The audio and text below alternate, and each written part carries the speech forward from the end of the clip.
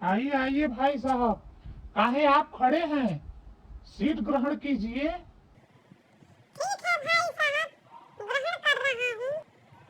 भाई साहब, मैं आया हूँ आपके लड़के से शादी करने के लिए और मैं आपसे कुछ चंद सवाल करना चाहता हूँ।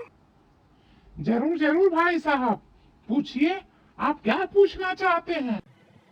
भाई, आपका लड़का क्या करता है? लड़का सीए है। भाई साहब, लड़की की बहन क्या करती है? भाई साहब, वो भी सीए है। भाई साहब, लड़की की माँ क्या करती?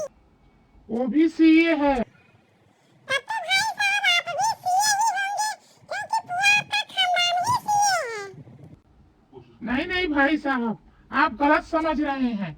मैं घाघरा का कटिंग करता हूँ, बाकी वो सब सीए हैं।